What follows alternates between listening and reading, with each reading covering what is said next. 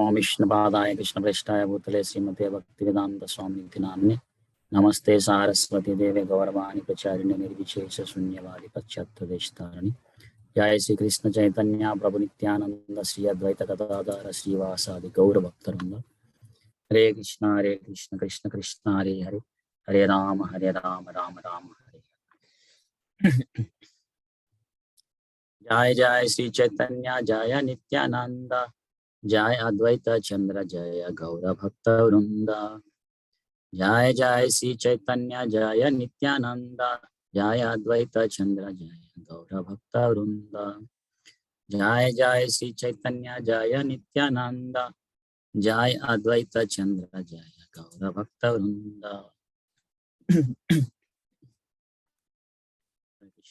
Thank you all for joining. Today we are reading from Sri Chaitanya Charitamrita Madhya Lila, chapter 1, sloka 51 to 76. Text 51. The last 12 years were simply devoted to relishing the pastimes of Krishna in separation within the heart of the Lord. Text 52. In the attitude of separation, Lord Chaitanya Mahaprabhu appeared mad both day and night. Sometimes he laughed, and sometimes he cried. Sometimes he danced, and sometimes he chanted in great sorrow. Text 53. At those times, Sri Chaitanya Mahaprabhu would visit Lord Jagannatha. Then his feelings exactly corresponded to those of the gopis when they saw Krishna at Kurukshetra after long separation. Krishna had come to Kurukshetra with his brother and sister to visit. Text 54. When Chaitanya Mahaprabhu used to dance before the car during the festival, he always sang the following two lines. Text 55. I have gotten that Lord of my life for whom I was burning in the fire of lusty desires. Text 56.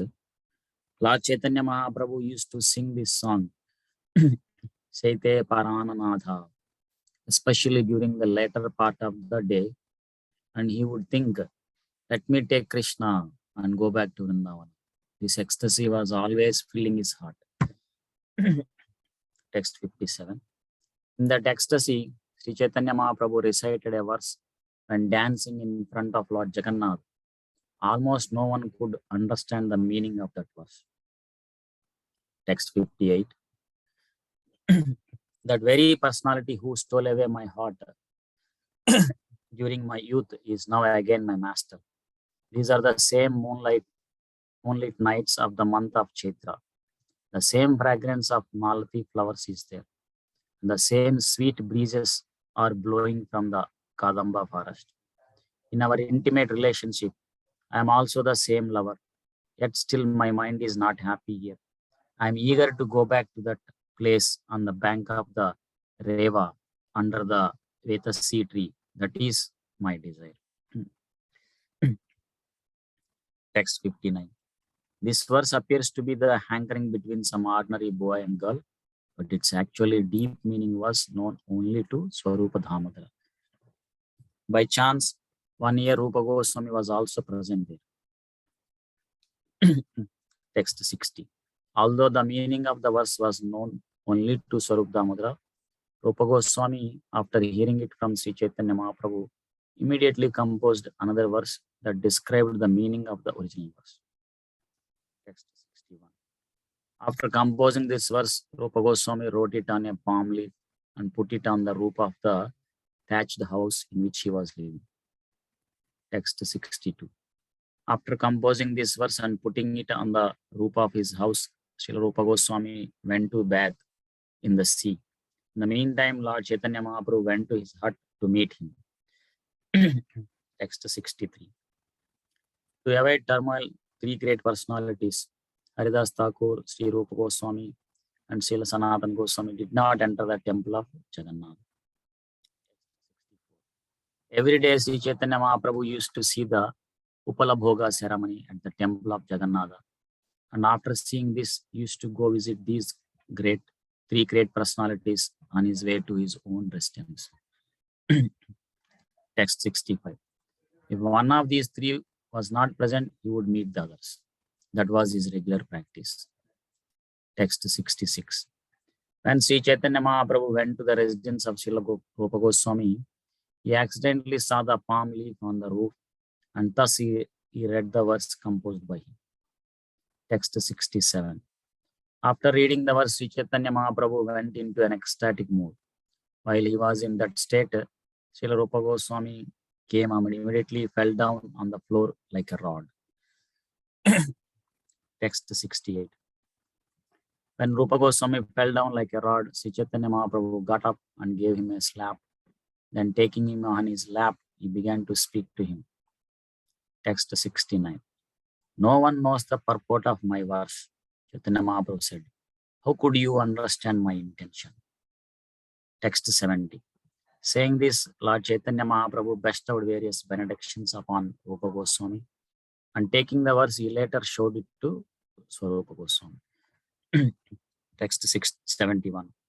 Having shown the verse to Swarupa Damodara with great wonder, Chaitanya Mahaprabhu asked him how Rupa Goswami could understand the intentions of his mind. Text 72. Swarupa Damodara Goswami replied to Lord Chaitanya Mahaprabhu, if Rupa Goswami can understand your mind and intentions, he must have your Lordship's special benediction. Text 73. The Lord said, I was so pleased with Rupa Goswami that I embraced him and bestowed upon him all necessary potencies for preaching the bhakti cult. Text 74. I accept Srila Rupa Goswami as quite fit to understand the confidential mellows of devotion service, and I recommend that you explain devotion service to him further. Text 75. I shall describe all these incidents elaborately later on. Now I have given only a brief reference. Text 76. This is a verse spoken by Srimati Radharani. My dear friend, now I have met my very old and dear friend Krishna on this field of Kurukshetra. I am the same Radharani, and now we are meeting together. It is very pleasant, but still I would like to go to the bank of the Yamuna, beneath the trees of the forest there. I wish to hear the vibrations of his sweet flute playing the fifth note within that forest of Vrindavan. Yeah, thank you so much, bro. Yeah. That's good. We'll continue. So last time I could only cover till 42 verse. So we'll cover from there also. And though we didn't read the translations today. So overall context was we started the Madhya Lila first chapter a couple of sessions ago. And then Adar Krishnadas Goswami offered obeisances, and then he described different sections of Chaitanya Charitamrita or Chaitanya's pastimes, Lord Chaitanya's pastimes, after glorifying Vrindavan Thakur. And then that means Adi Lila, Madhya Lila, Anta Lila, and Sesha Lila, those terminology we heard last time. And then we also heard about the preaching of Nityananda Prabhu. And then we heard achievements of Rupa Goswami and Sanatana Goswami, primarily in terms of constructing temples for deity worship, gathering the essence of all scriptures, and then giving us the essence of devotion service in written scriptures for us. And then discovering the pastime place of Krishna in Vrindavan. That is how it was describing last time. And then after describing about Rupa Goswami and Sanatana Goswami literature that they wrote, now there is shifting towards Jiva Goswami. That's where we paused last time. Let me book open also, so I can see purports. So basically, Jiva Goswami has compiled many books in devotion service that there's no count in them. This is actually not exaggeration. I don't remember the numbers now. The number of verses Jiva Goswami wrote is like 10 times Srimad Bhagavatam, like that. I don't remember the exact number of verses now. Remember Srimad Bhagavatam has 18,000 verses, right? Jiva Goswami has written a lot of scriptures like that. 600 verses. We'll see some of the details now. So next verse is describing So Jiva Goswami having written Bhagavata Sandarbha. There can be some confusion about terminology, but I will state them clearly. So sometimes, basically, Jiva Goswami wrote 6 Sandarbhas, they're called. Those 6 Sandarbhas together are called as Bhagavata Sandarbha sometimes and Sat Sandarbha sometimes. Prabhupada writes in the purport, first line, Bhagavata Sandarbha. Let me pull. Yeah, Bhagavata Sandarbha is also known as Sat Sandarbha, like that. So then, apart from this, remember I told you there are 6 Sandarbhas. So out of the 6 Sandarbhas, one of them happens to be called as Bhagavat Sandarbha. So 6 Sandarbhas together are called Bhagavata Sandarbha. One of the 6 Sandarbhas within that is also called Bhagavat Sandarbha. No extra. I just wanted to mention that to you. So basically, he wrote these 6 Sandarbhas. Prabhupada has an extensive purport on this to describe what all these 6 Sandarbhas are teaching, like that. We'll go through some of them briefly. Basically, first one is called Tattva Sandarbha. Actually, this is published by our BBT also. It is a very nice short book. I heard a seminar on that book, but I never got to read that book personally myself. So, Tattva Sandarbha, basically, it proves what is the best way of acquiring knowledge, which is Shabda Praman, like we know. And then it also describes how Srimad Bhagavatam is the most authoritative scripture that points to the absolute truth, like that. So in that sense, it's very, very fundamental book for us. Meaning, for us, Gaudiya Vaishnavas, Srimad Bhagavatam is considered the best Purana, and it is the natural commentary on Vedanta Sutra. That is our main literature. So now this is proving why that is main literature, like that. Now the second Sandarbha out of 6 is called Bhagavad Sandarbha, and that explains the difference between impersonal Brahman, Paramatma, and then the Bhagavan feature of the Lord. Oh, it doesn't say Bhagavan feature of the Lord. It describes the spiritual world, it seems. I did not read them. These are very elevated literature. I'm inspired to read them sometime in this life, but after Prabhupada books reading, we'll get there. So, Bhagavad Sandarbha, this discusses difference between impersonal Brahman and local Paramatma, Prabhupada writes, and also describes the spiritual world, it seems. And then it also describes the transcendental position known as Suddha Tattva, it seems. So, and also there are different discussions Prabhupada writes of eternality of deity worship, omnipotence of deity, subtle and gross potencies of Krishna, like that. Prabhupada writes in the purport about the Bhagavad Sandarbha. So, third Sandarbha Prabhupada writes is about Paramatma Sandarbha. So, Paramatma Sandarbha, the description of Paramatma or the super soul, and the explanation of how super soul exists in millions and millions of living entities, it seems. So that is discussing about. And interestingly, this also describes about Lila Avatara incarnation, it seems, and how they respond to the desires of the devotees, like that, it seems. And Prabhupada writes the fourth Sandarbha is the Krishna Sandarbha. In this Sandarbha, the main topic is Jiva Goswami proves how Krishna is the Supreme Personality of Godhead. So, this Jiva Goswami, one of the purposes of writing these literatures is to prove beyond doubt. Any scholar anywhere can argue anything from Gaudiya Vaishnava philosophy, they get defeated, like that. So he established Gaudiya Vaishnava philosophy very soundly. That's why all this he wrote. And then he describes how Krishna is the supermost in power, original source of all the incarnations, including the Purusha avatars, like that, it seems. And then he talks about how Krishna lives in Goloka planet. He describes about Goloka planet in Vrindavan, it seems, in detail. And then how the queens of Dwarka are expansions of the internal potency of Krishna. And how gopis, different gopis names also is given, it seems. And how Srimad Radharani is the topmost of the gopis, like that, it seems. And the proposed writes of the fifth Sandarbha is called Bhakti Sandarbha. So, Bhakti Sandarbha, obviously like bhakti, it's talking about bhakti, how bhakti can be directly executed, how bhakti can be adjusted either directly or indirectly. And then it talks about the scripture knowledge and varnashma, and how bhakti is superior to karma and jnana, like that. So those are the description about bhakti itself, basically. And then the pure form of bhakti, how there is a sadhana bhakti and then raganuga sadhana bhakti, vaidhi sadhana bhakti and raganuga sadhana bhakti. All those principles are described, it seems, in this fifth sandarbha. The last sandarbha is called Preeti Sandarbha. Preeti means love. Prabhupada calls it thesis on love of Godhead. So through love of Godhead, one becomes perfectly liberated and attains the highest goal of life. So basically, there's a distinction in this sandarbha, it seems, that distinguishes between the liberated condition of a personalist and that of an impersonalist, how the liberation is different for both of them. And then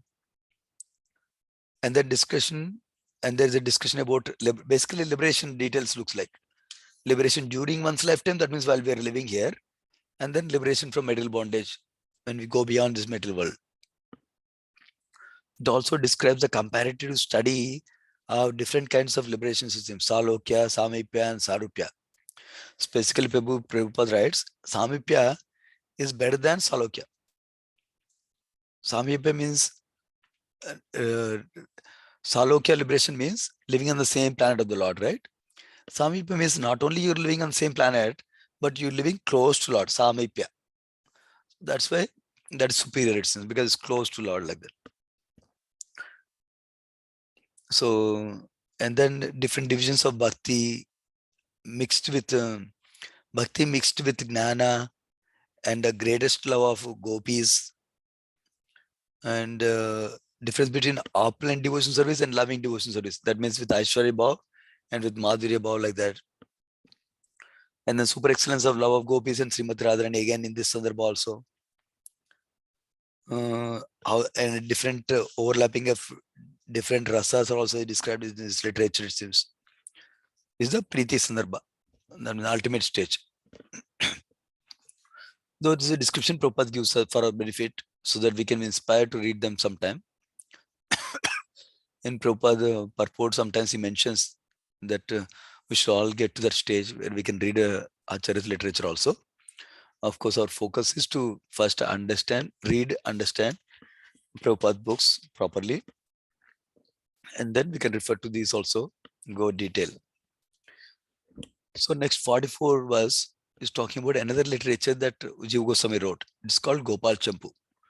Oh, this is very famous. Whenever great devotees speak about pastimes of Krishna Lila, they have some references to this. I heard this term so many times.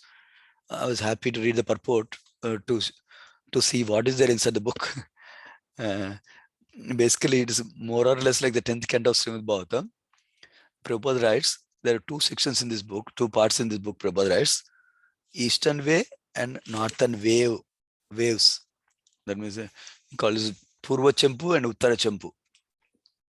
The Eastern wave, Prabhupada lists, there are 33 supplications, like chapters, and they are all about Vrindavan Lila of Krishna. And then the next one, Uttara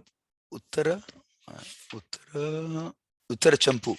That is a northern wave of the book. The second part of the book has 37 supplication systems. Supplication means like chapters, I am understanding. So 37.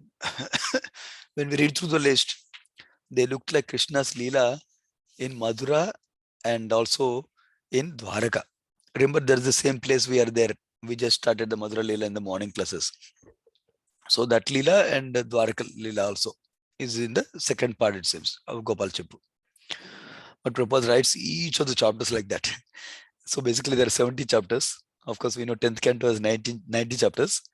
There is a slight variation of the pastimes and chapter titles I noticed. So that's the only thing I can share. Yeah, basically chapter titles are there. If you're interested, you can read through the list of chapters here. Next in 45th verse is summarizing that these three Goswamis, Rupa, Sanatan, Jiva Goswami, lived in Vrindavan, published important books on bhakti. like that. And then now he's describing Lord Chaitanya's mood. Mood as, oh my God, what's happened? 1 second. It's okay, I think. Water fell down, it's okay. So, in this chapter, in this section, Krishnadas Kaviraj Goswami is describing the mood of Lord Chaitanya in the mood of Srimati Radharani. That is what is the focus of this chapter, this section of the chapter. So now, what is he describing? Lord Chaitanya accepted sannyas, and then that time he went to Jagannath Puri based on his mother's request. That time, the first year after sannyas, all the devotees from Bengal, including Advaita Prabhu, they went to see Lord Chaitanya at Jagannath Puri itself. That time, they all attended the Rath Yatra ceremony in Jagannath Puri, and then this remained for the 4 months Chaturmasa season. Chaturmasa will start in a couple of months probably. Yeah, in a couple of months it will start. So they stayed for the Chaturmasa. That is also called rainy season, and they greatly enjoyed the company of Chaitanya Mahaprabhu. What I noticed is, how did they enjoy? That's the important question. By performing kirtana, chanting and dancing. That is their way of enjoying association of Lord Chaitanya. Now, 40th verse. Now, after first year, they came and they are going back to Bengal. At that time, Lord Chaitanya requested them, please come here every year to see the Rath Yatra festival of Lord Jagannath's journey to Gundicha temple.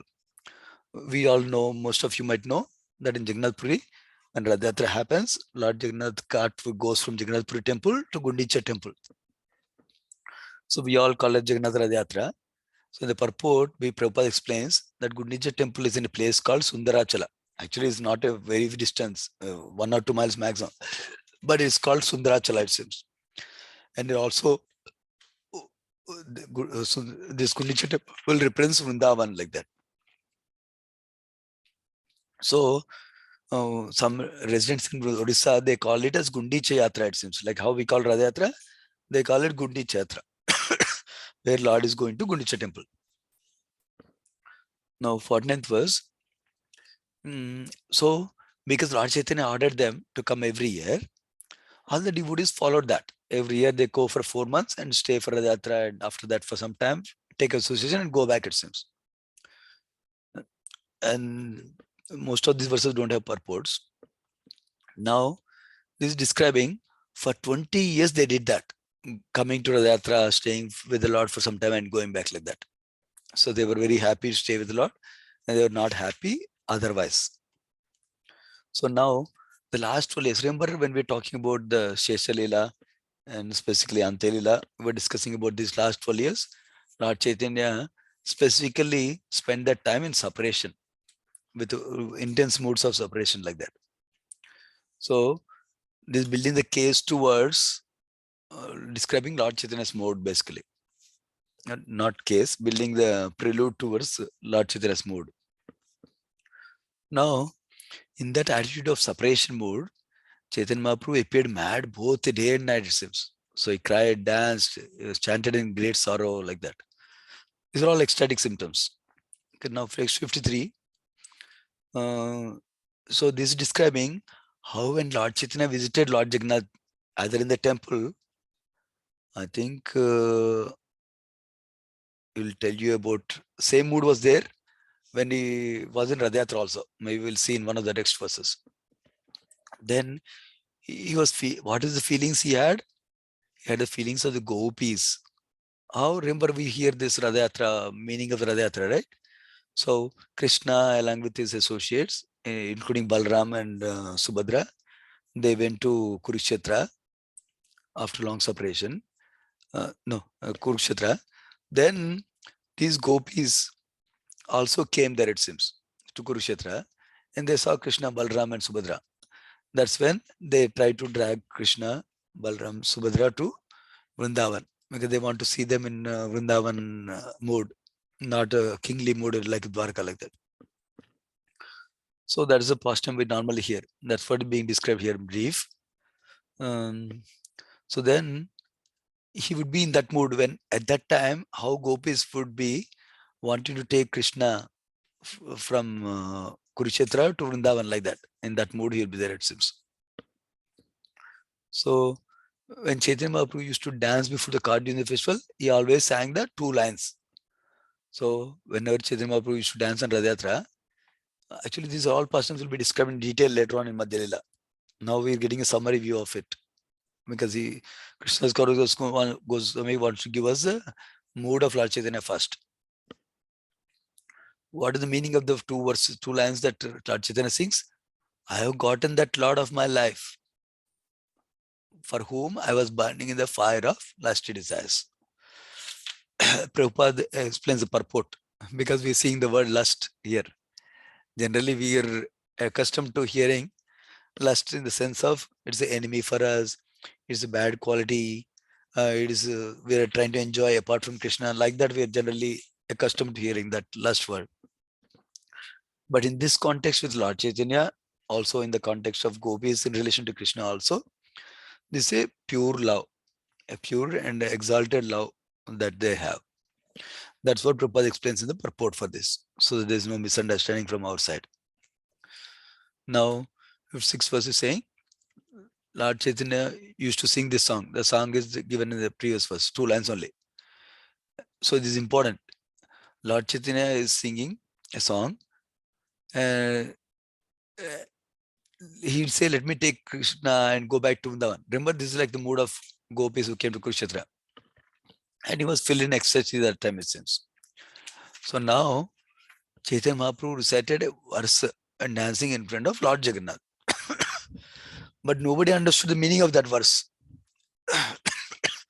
That verse is being explained here. Let me move my pages also to the purport. Okay. There's not much purport for this. Okay. So what is this verse saying? That is Lord Chaitanya is in the mood of gopis, remember? Specifically Radharani. He stole away my heart during my youth, is now again my master. So same atmosphere like Vrindavan is there, but still I'm also same person, he's also same person. Still my mind is not happy here. I'm eager to go back to that bank of Reva under the Vetasa tree. That's my desire. This is like I'm eager to go back to Vrindavan with him, like that. That's the mood. Srimati Radharani's mood. Lord Chaitanya is exhibiting. So there's interesting, I'll tell you something out of sequence, so we'll understand it better. So basically, when Lord Chaitanya recited this verse, nobody understood the deeper meaning behind this. But Rupa Goswami understood, and he added a companion verse to this. That's what is going to be described in the next set of verses. But before describing that, there is some prelude of how come Lord Chaitanya came to Rupa Goswami's home. That question is explained basically. We'll find out more. So he's saying this appears like ordinary boy and girl song, but its deep meaning was known only to Swarup Damodara. Swarup Damodara was one of the most intimate associates of Lord Chaitanya. That time when he chanted, Rupa Goswami also happened to be there, who heard this verse. So even though only Swarup Damodara knew the meaning, Rupa Goswami immediately composed another verse describing the meaning of the verse Lord Chaitanya recited. Then what did Rupa Goswami do? Rupa Goswami put that verse, wrote it in a palm leaf and put it on the roof of his home, thatched home, hut. So then he happened to go for taking a bath in the sea. That time, Lord Chaitanya went to his hut to meet him. So now, why did you go to meet him? He is explaining briefly, a few verses. Why? Because Haridas Thakur was born in a Muslim family. He was not allowed to go to Jagannath temple. Rupa Goswami and Sanatana Goswami, because they worked in Muslim king, under Muslim king, they in fact accepted Muslim names, the Abir Kasa and Sakir Malik, like that. So they did not feel themselves fit to go to Jagannath temple like that. Because Jagannath temple has rules that only who are following the Vedic culture, Vedic traditions properly as Hindus, then only they can go. They consider themselves, what is it called? I forgot the name that used. Basically, thrown out of the Brahmana community, like that. They consider themselves. Sort of humility and to avoid turmoil. This is the key. So they're respecting the general rules in the society instead of challenging them and entering the temple like that. So they did not temple. What I'm explaining will be explained in next set of verses in the purport also, but I'm explaining like this. So now, because they could not go to temple, see the mercy of Lord Chaitanya and the mood of Lord Chaitanya. That is the nature of Krishna. So Sri Chaitanya Mahaprabhu personally used to go to their home. That's being described. Sri Chaitanya Mahaprabhu every day he used to see a ceremony called Upalabhoga ceremony at Jagannath temple. And after seeing this, he goes to their home. With what actually? That's not described here. Later will come. With the prasad that is offered to Jagannath, he's going to go there and personally deliver it to these devotees. See, Supreme Lord doesn't have to do that. But Supreme Lord is so merciful and loving that he cares about them. He goes to them and gives them prasad, every day Mahaprasad like that. And Prabhupada in the purport explains what is this Upalabhoga ceremony. He explains that apparently this offering happens in the public view, not inside the closed doors of Jagannath altar, but right outside or behind the Garuda Stamba, it seems. There's a stone where this offering is made, it seems. Lord Chaitanya used to see the ceremony and then take the prasad and go there. These verses don't talk about taking the prasadam. Later in Madhya Lila, we'll hear about that. I heard classes about that. That's what I knew. So now, even if one of them was not there, you'll go to others' home. That's why it's describing. That was regular practice every day. And you spend time with them. When Chaitanya Mahaprabhu went to, and that is how Chaitanya Mahaprabhu came to Rupa Goswami home. That's the context. That's why he's explaining. Because he goes every day. When Rupa Goswami went to Bath, he came that day. So he accidentally saw the palm leaf on the roof. What is the palm leaf? This is where the verse was composed by Rupa Goswami was there. After reading this verse, Chaitanya Mahaprabhu went into ecstatic mode, it seems. And when Rupa Goswami came back and saw Lord Chaitanya in this mood, and he fell down like a rod, Dandavat Pranam. And then Chaitanya Mahaprabhu got up. It's interesting. There's no purport to these works. But Chaitanya Mahaprabhu gave him a slap and took him on his lap also. So I'm considering this might mean that is a friendly slap. Sometimes we hit somebody out of joy like that. I'm considering like that, but there's no purport. So we don't know. It's not conclusive. It's parking lot item. Okay. Then he said, no one knows the purport of my verse. Chaitanya Mahaprabhu is saying, how could you understand my intention? Then Chaitanya Mahaprabhu bestowed various benedictions to Rupa Goswami. And he took the verse and showed it to Swarup Damodar later on. Swarup Damodar Goswami. So now, when Chaitanya Mahaprabhu is talking to Swarup Damodar Goswami, what does he say? How did Rupa Goswami could understand the intentions of his mind? This is important. Remember, for a disciple, understanding the mood of spiritual master is important. But at the same time, we should be very cautious to not judge into conclusions easily. So this can come over time with the mercy of the spiritual master. So that's why actually Om Jnanit Mirandasa, when you say Sri Rupa Goswami, Sri Chaitanya Manobishtam, like that will describe Rupa Goswami. Manobishtam means who knows the mind of Lord Chaitanya, like that. So Rupa Damodar Goswami replied to Chaitanya Mahaprabhu, if Rupa Goswami can understand your mind and intentions, he must have your special mercy. Only because you gave special mercy, he understood like that. That is true. Lord confirms, actually, I was so pleased with Rupa Goswami that I embraced him and bestowed upon him all necessary potencies for preaching the bhakti. This is the special position of our Rupa Goswami, Acharya. In fact, it is described he is the highest recipient of Lord Chaitanya's mercy. So even though he has an elder brother, he has other Goswamis, but this is a special position of our Rupa Goswami. So Lord Chaitanya is personally confirming that. Actually, Lord Chaitanya confirms this couple of times, it seems, in Chaitanya Charitamrita. We'll find out more. At least that he gave his fullness of his mercy to Rupa Goswami. Fullness, not a drop of mercy. Generally, we request, at least please give me a drop of mercy like that. So that is the beauty of this one. Lord Chaitanya is telling personally. Next one, he's saying, Lord Chaitanya is personally certifying Rupa Goswami. Accept Sri Rupa Goswami as quite fit to understand The confidential mellows are devotion service.